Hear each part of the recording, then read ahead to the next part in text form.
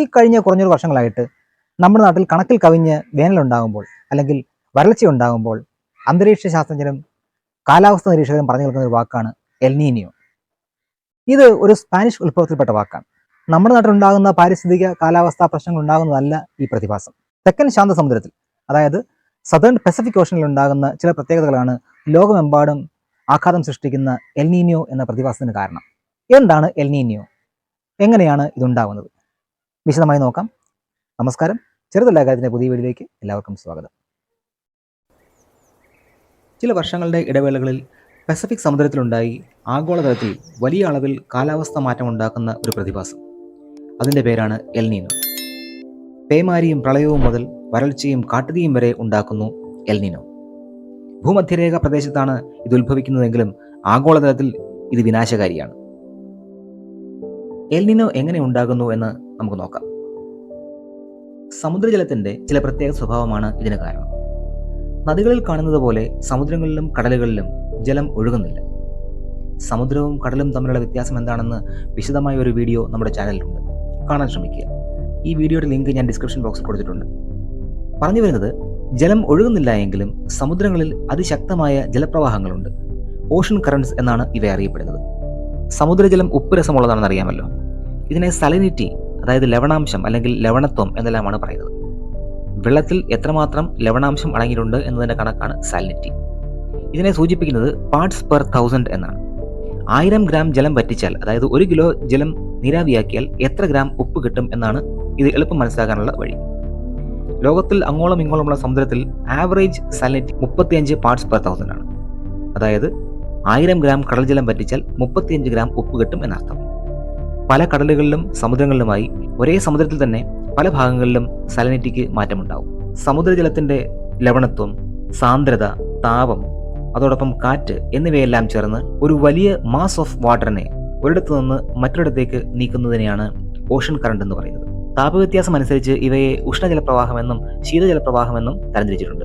തെക്കേ അമേരിക്കൻ ഭൂഖണ്ഡത്തിന്റെ പടിഞ്ഞാറൻ ഭാഗമായ പെറു എന്ന രാജ്യത്തിന്റെ തീരപ്രദേശങ്ങളിൽ സമുദ്രത്തിലുണ്ടാകുന്ന ചില അസ്വാഭാവികതകളാണ് എൽ നീനിയോ ഉണ്ടാവാൻ കാരണം. ഇത് മനസ്സിലാക്കാൻ ഈ ഭാഗത്തെ സ്വാഭാവിക അവസ്ഥ, നോർമൽ അവസ്ഥ എന്താണെന്ന് ആദ്യം അറിയണം. ട്രോപ്പിക്കൽ റീജിയന്റെ 30 ഡിഗ്രി തെക്കും വടക്കുമായ ലാറ്റിറ്റ്യൂഡിനെ വിളിക്കുന്ന പേരാണ് ഹോഴ്സ് ലാറ്റിറ്റ്യൂഡ്. ഈ ഭാഗത്ത് കാണപ്പെടുന്ന കാറ്റാണ് ട്രേഡ് വിൻഡ്. നോർത്ത് ഈസ്റ്റർലിയും സൗത്ത് ഈസ്റ്റർലിയും ഇതിന് ഉദാഹരണങ്ങളാണ്. ട്രേഡ് വിൻഡ് എങ്ങനെ ഉണ്ടാകുന്നു എന്ന് നമുക്ക് മറ്റൊരു വീഡിയോയിൽ വിശദമാക്കാം. കിഴക്ക് നിന്നും പടിഞ്ഞാറോട്ട് നീങ്ങുന്ന ട്രേഡ് വിൻഡ് കാരണം ശാന്തസമുദ്രത്തിന്റെ വിസ്തൃതമായ ഭാഗത്ത് സമുദ്രത്തിന്റെ ഉപരിതലത്തിലെ ചൂടുജലം പടിഞ്ഞാട്ട് നീങ്ങാനിടയാകും. ഇത് കാരണം ഏഷ്യയുടെയും ഓസ്ട്രേലിയയുടെയും ഭാഗത്ത് സമുദ്രജലം ചൂടുപിടിക്കുന്നു. ഈ കാരണം കൊണ്ട് ഈ ഭാഗത്തെ അറ്റ്മോസ്ഫിയറിക് പ്രഷർ ലോ ആയിരിക്കും. ഇതേ സമയത്ത് തെക്കേ അമേരിക്കയുടെ പടിഞ്ഞാറൻ ഭാഗത്ത് പെറു എന്ന രാജ്യത്തോട് ചേർന്ന് സമുദ്രത്തിന്റെ അടിത്തട്ടിൽ നിന്ന് തണുത്ത ജലം മുകളിലേക്ക് വരും. ഇതിനെ upwelling എന്നാണ് പറയുക. പസഫിക് സമുദ്രത്തിൽ കിഴക്കും പടിഞ്ഞാറുമായി ഒരു താപവ്യത്യാസം ഉണ്ടാവാൻ ഇത് കാരണമാകുന്നു. പടിഞ്ഞാറ് ഭാഗം ചൂടുള്ളതും കിഴക്കൻ ഭാഗം തണുത്ത ജലം കൊണ്ടും നിറയുന്നു. ഇത് ഓസ്ട്രേലിയയുടെയും ഏഷ്യയുടെയും ഭാഗങ്ങളിലും കൂടുതൽ നീരാവി ഉണ്ടാകുന്നതിനും മഴ ലഭിക്കുന്നതിനും കാരണമാകുന്നുണ്ട്. ഏഷ്യയുടെയും ഓസ്ട്രേലിയയുടെയും ഭാഗത്ത് അന്തരീക്ഷമർദ്ദം കുറയുന്നത് ഇന്ത്യൻ തീരത്തെ മൺസൂൺ കാറ്റിനെ ശക്തിപ്പെടുത്തുകയും ഇന്ത്യൻ സബ് കോണ്ടിനെന്റിൽ മഴ ലഭിക്കുകയും ചെയ്യും. ഇതേസമയം പെറു തീരത്ത് അപ്വെല്ലിങ്ങിന്റെ ഫലമായി അടിത്തട്ടിൽ നിന്നും കൂടുതൽ ന്യൂട്രിയൻസ്, പോഷണങ്ങൾ ഉപരിതലത്തിൽ എത്തും. ഇത് പ്ലാങ്ടൺ വളർച്ചയ്ക്ക് കാരണമാവുകയും പെറുവിന്റെ തീരപ്രദേശങ്ങളിൽ കൂടുതൽ മത്സ്യ വളർച്ചയ്ക്കും ലഭ്യതയ്ക്കും ഇടയാക്കുകയും ചെയ്യും. ഇതാണ് സ്വാഭാവികമായ കാലാവസ്ഥയിൽ നടക്കുന്ന സംഗതികൾ. ഈ പ്രത്യേകത എൽ നീനിയോ ഉണ്ടാകുന്നതുവരെ തുടരും.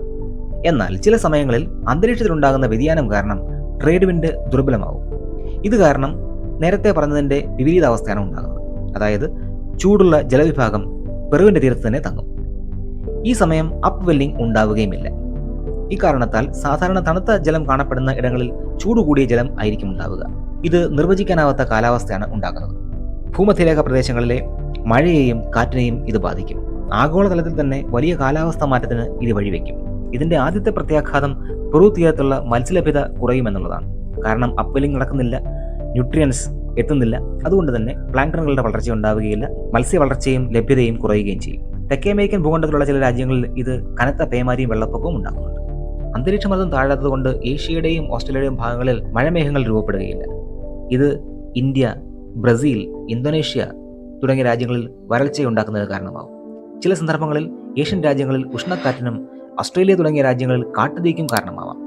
ട്രേഡ് വിൻഡിൻ്റെ ശക്തി കുറഞ്ഞ് എൽ നീനിയോ ഉണ്ടാകുമ്പോൾ പസഫിക് ജെറ്റ് സ്ട്രീം എന്ന വായുപ്രവാഹം അതിൻ്റെ നോർമൽ പൊസിഷനിൽ നിന്ന് തെക്കോട്ട് നീങ്ങാൻ കാരണമാവും. ഇതുമൂലം അമേരിക്കയുടെയും കാനഡയുടെയും വടക്കൻ ഭാഗത്ത് ഉയർന്ന ചൂടും അമേരിക്കയുടെ തെക്കൻ രാജ്യങ്ങളിൽ അതിശക്തമായ മഴയും വെള്ളപ്പൊക്കവും ഉണ്ടാവാൻ കാരണമാവും. ലോകത്തിൽ എവിടെയാണെങ്കിലും എൽ നീനിയോ മനുഷ്യനെ നേരിട്ടോ പാരിസ്ഥിതികമായോ ഇനി സാമൂഹിക സാമ്പത്തിക പ്രതിസന്ധി ഉണ്ടാക്കിക്കൊണ്ടോ ബാധിക്കാൻ പ്രാപ്തിയുള്ളതാണ്. 1600കളിൽ തെക്കേ അമേരിക്കൻ തീരത്തെ മത്സ്യബന്ധന തൊഴിലാളികളാണ് ആദ്യമായി ഈ പ്രതിഭാസം ശ്രദ്ധിച്ചത്. സമുദ്രജലം ചൂടുപിടിക്കുന്ന ഈ പ്രതിഭാസത്തിന്റെ മൂർധന്യം ഡിസംബർ മാസം ആയതിനാൽ ഇവർ ഇതിന് എൽ നീനിയോ ഡി നാവിഡാദ് എന്ന് പേരിട്ടു. ഇത് സ്പാനിഷ് ഭാഷയാണ്. എൽ നീനിയോ എന്നാൽ ലിറ്റിൽ ബോയ്, ചെറിയ ആൺകുട്ടി എന്നർത്ഥം. നാവിഡാദ് എന്നാൽ ക്രിസ്മസ് എന്നുമാണ്. ക്രിസ്മസ് സമയത്ത് എത്തുന്ന ചെറിയ ആൺകുട്ടി എന്ന അർത്ഥത്തിൽ ജീസസ് ക്രൈസ്റ്റ് എന്നൊരർത്ഥവും കൂടി ഇതിന് കൽപ്പിച്ചിട്ടുണ്ടായിരുന്നു. വ്യാപകമായി ഇപ്പോൾ ഇതറിയപ്പെടുന്നത് ചുരുക്കപ്പേരായ എൽ നീനിയോ എന്നാണ്. 2 മുതൽ 7 വർഷത്തെ ഇടവേളകളിലാണ് എൽ നീനിയോ ഉണ്ടാവുന്നത്. ഒരു എൽ നീനിയോ 9 മുതൽ 12 മാസം വരെ നീണ്ടു നിൽക്കുകയും ചെയ്യും.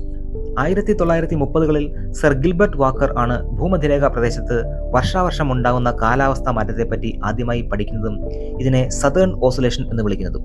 ഒരു നിയതമായ സമയത്തിൽ തുടരെ സംഭവിക്കുന്ന ഒരു ഇവന്റിനെയാണ് ഓസിലേഷൻ, ആന്തോളനം എന്ന് പറയുന്നത്. പിന്നീട് 1980കളിൽ സതേൺ ഓസിലേഷനും എൽ നീനിയോയും അനുബന്ധമായാണ് ഉണ്ടാകുന്നത് എന്ന് തിരിച്ചറിയുകയും ഇതിന് എൻസോ, എൽ നീനിയോ സതേൺ ഓസിലേഷൻ എന്ന് പേരിടുകയുമായിരുന്നു. എൽ നീനിയോ എന്നത് എൻസോയുടെ ഒരു മുഖമാണെന്ന് ചിന്തിച്ചാൽ ഇതിന് ഒരു വിപരീത ഘട്ടം കൂടിയുണ്ട്. ലാ നീനിയ, ലിറ്റിൽ ഗേൾ, ചെറിയ പെൺകുട്ടി എന്നാണ് ഇതിന്റെ അർത്ഥം. ഇതും ഒരു സ്പാനിഷ് വാക്കാണ്. ട്രേഡ് വിൻഡിന്റെ ശക്തി കുറഞ്ഞ് ചൂട് സമുദ്രജലം പസഫിക് ഓഷനിൽ പടിഞ്ഞാട്ട് ഒഴുകാത്തതാണ് എൽ നീനിയോ ഉണ്ടാവാൻ കാരണം എന്ന് നമ്മൾ പറഞ്ഞു. എന്നാൽ ചില സമയങ്ങളിൽ ട്രേഡ് വിൻഡ് സാധാരണയിലും ശക്തമാവും.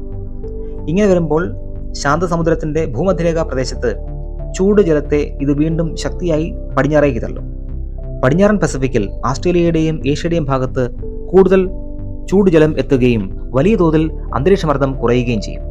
ഈ സമയം ഇന്ത്യൻ മൺസൂൺ കാറ്റ് കൂടുതൽ ശക്തമാവുന്നതുകൊണ്ട് ഇന്ത്യൻ ഉപദ്വീപിൽ സാധാരണയിലും ശക്തമായ അധികമായ മഴ ലഭിക്കുകയും ചെയ്യും. ഇതോടനുബന്ധിച്ച് പെറു എന്ന രാജ്യത്തിന്റെ ഭാഗങ്ങളിൽ അന്തരീക്ഷമർദ്ദം കൂടുകയും കൂടുതൽ ശക്തമായ അപ്വെല്ലിങ്ങിന് ഇടയാവുകയും ചെയ്യും. ശക്തമായ അപ്വെല്ലിംഗ് ഉണ്ടാകുമ്പോൾ വലിയ അളവിൽ അടിത്തട്ടിൽ നിന്ന് ന്യൂട്രിയൻസ് മുകളിലേക്ക് വരികയും ഇത് പ്ലാങ്ടൺ വളർച്ച കൂട്ടുകയും ചെയ്യും.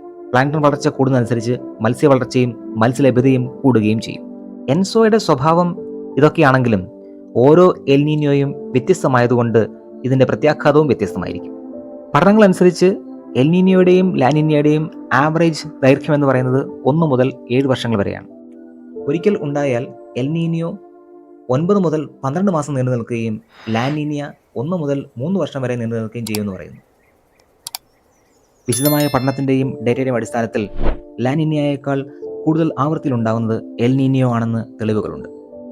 വർഷം 2000 മുതൽ ഇങ്ങോട്ട് 2002, 2003, 2004, 5, 2006, 7, 2009, 10, 2014, 16, 2018, 19 എന്നീ വർഷങ്ങളിൽ എൽ നീനോ സംഭവിച്ചതായി പഠനങ്ങൾ പറയുന്നു. ഇപ്പോഴും ലോകം ഒരു എൽ നീനോ സൈക്കിളിലാണ്. 2023 തുടങ്ങി 2024 മാർച്ച് മുതൽ മെയ് വരെ ഇതിന്റെ കാലഘട്ടം നിലവെന്ന് പറയുന്നു. ഇപ്പോൾ നടന്നുകൊണ്ടിരിക്കുന്ന ഈ എൻസോ 2024 ജൂണോടുകൂടി ശക്തി ക്ഷയിക്കുമെന്നും അതിനുശേഷം ഒരു ന്യൂട്രൽ കണ്ടീഷനിലെത്തിയിട്ട് ജൂലൈ സെപ്റ്റംബറോടുകൂടി ലാ നീന ആരംഭിക്കുമെന്നുമാണ് പഠനങ്ങൾ പറയുന്നത്. എൽ നീനിയോ ഇന്ത്യയിൽ ഉണ്ടാക്കുന്ന ഏറ്റവും വലിയ പ്രതിസന്ധി മൺസൂണിന്റെ വരവിനെ തടയുന്നു അല്ലെങ്കിൽ താമസപ്പെടുത്തുന്നു എന്നതാണ്. ഇത് നമ്മുടെ കാർഷിക മേഖലയെ ആകപ്പാടെ താളം തെറ്റിക്കുന്നു, പ്രതിസന്ധിയിലാക്കുന്നു എന്നുള്ളതാണ് പ്രശ്നം. എംപ്ലോയ്മെന്റ് സെക്ടറിന്റെ 45% കാർഷിക മേഖലയെ ആശ്രയിക്കുന്ന ഒരു രാജ്യത്ത് ഇതേൽപ്പിക്കുന്ന സാമ്പത്തിക ആഘാതവും വലുതാണ്. എൽ നീനിയോ ഉണ്ടാവാൻ കാരണമാവുന്ന ട്രേഡ് വിൻഡുകളുടെ അഭാവം എങ്ങനെ ഉണ്ടാകുന്നുവെന്നും എൽ നീനിയോ എങ്ങനെ മൺസൂണുമായി ബന്ധപ്പെട്ടിരിക്കുന്നതും ശാസ്ത്രജ്ഞർ ഇനിയും പഠിച്ചുകൊണ്ടിരിക്കുകയാണ്. ഇതുപോലുള്ള പുതിയ അറിവുകളുമായി കൗതുകമുണ്ടാക്കുന്ന മറ്റൊരു വിഷയമായിട്ട് അടുത്ത വീഡിയോയിൽ നമുക്ക് വീണ്ടും കാണാം.